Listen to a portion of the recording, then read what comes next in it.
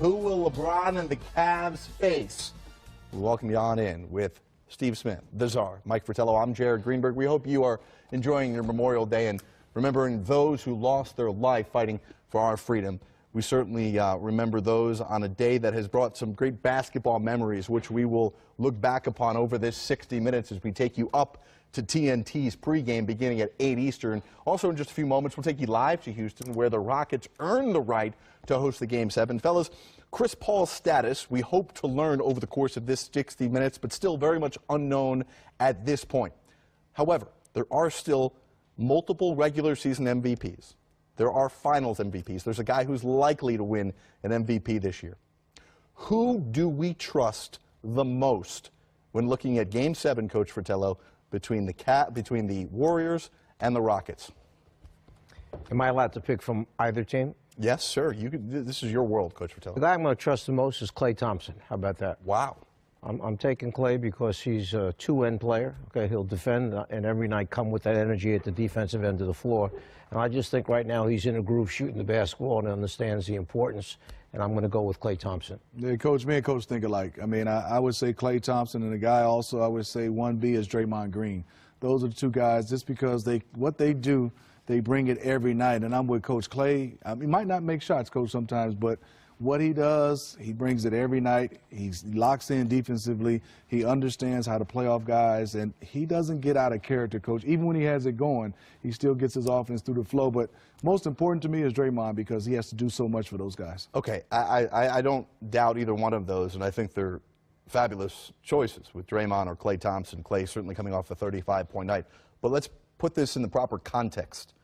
I mentioned that there's multiple regular season MVPs, a guy who's likely to win one this year, a guy who's won a finals, two guys who have won finals MVPs. We didn't name James Harden. We didn't name Andre Iguodala, didn't name Steph Curry, didn't name Kevin Durant. Why don't we trust those guys in this situation tonight, just like last night when it was LeBron? No question, you knew 35, 15, and 9. Yeah, that would be on the low end of what you predicted for him. Well, I think there's nothing against those guys. You asked me and Coach a question, right, and we gave you an answer. But isn't that shocking, though, that it's not one of those guaranteed locks, future Hall of Famers? You're not asking Coach who we'll start our franchise with. You're talking about this game right now. Who's going to bring what we asked him to bring to the table? And that's Coach said Klay, and I said Draymond as well, those two guys. So, but no, who would I like to take the last shot and who I think can get over there is totally different, who you trust the most. Trust doesn't have to be the best player, in my opinion, Coach. It's just the guy you trust the most. Well, why don't we trust a Steph Curry or Kevin Durant? Please don't say we. Just say me, you, okay?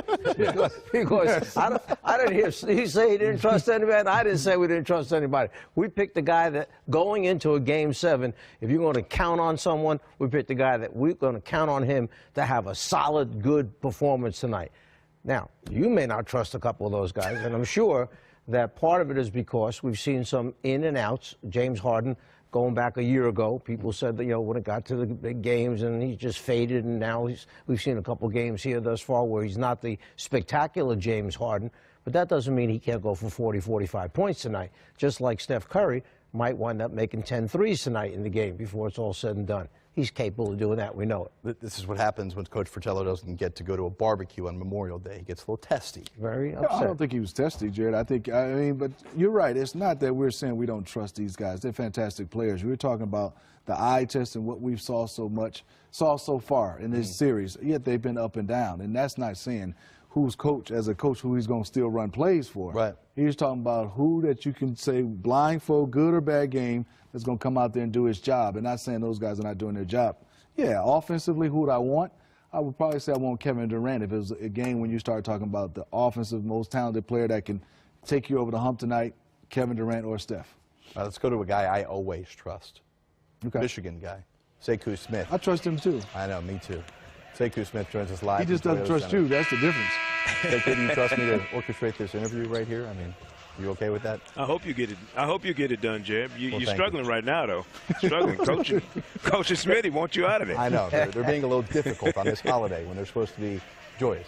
Okay. Sekou, first and foremost, before we get to who you trust, what's the deal with Chris Paul? When do you think we'll find out, and what do you think the deciding factors will be with his hamstring injury? Well, next few minutes, as soon as we get our hands on Mike D'Antoni here before the game, we'll have a chance to ask him directly, obviously, what Chris Paul's status is for tonight. And Jared, the rumblings I'm hearing is that, his injury, a hamstring injury is something that is not going to allow him to perform anywhere near close to what he's used to. And therefore, that would make him a liability more than an asset on this court tonight. I'll be very surprised to see Chris Paul in uniform and trying to contribute to this game. How much added pressure does that put on James Harden with all the factors into this game? I think he comes in with a ton of pressure on his shoulders anyway, based on last year's exit in the playoffs. When I first got down here mid-April, started covering the Rockets during this postseason, that was all anybody wanted to talk about, is how worried they were, that James Harden would have another moment like that, where he looked so out of it, so disjointed when they got eliminated by the Spurs, that's kind of hung over their entire playoffs. Think about it. To close out Utah, Chris Paul was the catalyst. To get them back in this series and to get them to a point where they had the Warriors on the brink of elimination, Chris Paul's the one who stepped up and did that. So tonight is a night where, Chris Paul's not available. That means that James Harden has to step up and have a Hall of Fame, all-time great, Kia MVP-type performance in a Game 7 on his home floor. How about from the Warriors side? No Andre Iguodala again. Sekou, I don't know if you've gotten the sense here from being embedded with this series that there's a lot of skepticism nationally about why does Andre Iguodala impact this team so much when you still got 4 All-Stars? Why does he matter so much, I guess, is the kind of the question we constantly are hearing. I think part of it, Jared, is that when you have 4 All-Stars, maybe that 5th guy is the one who can be pulled in any different direction to make things work. He's kind of the guy who keeps the rest of them connected. Draymond is without question the leader vocally and emotionally of this team. But I would tell you that Andre Iguodala is right behind him in terms of being the center of how this group operates. I mean, he's the steadying influence, the veteran guy of that group. And when they put that 5-man lineup out there, with him in the starting group, that's when they take it to the next level. And I think his importance to this team cannot be overstated. Not having him to finish off this series is going to be something that they have to overcome tonight. We were talking, obviously, as you heard with the guys, about who they trust, and they both went with Klay Thompson, also Draymond Green.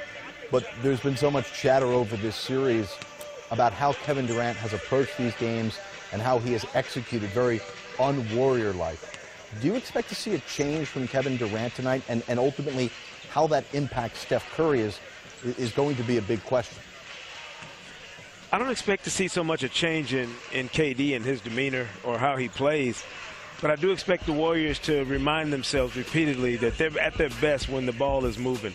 KD has fallen into some of his old OKC habits, where, you get a tight game, everything's on the line. It was either he or Russell Westbrook taking the shot. Well, he's on a team now where ball movement is critical, and the guy who takes that important shot might not be the guy who starts out the possession with the ball in his hands. So I would expect Draymond and certainly Klay Thompson and Steph Curry to remind him throughout the course of this game that they're at their best when the ball's moving, and KD is getting it maybe, second and third opportunities in the possession to get a shot off.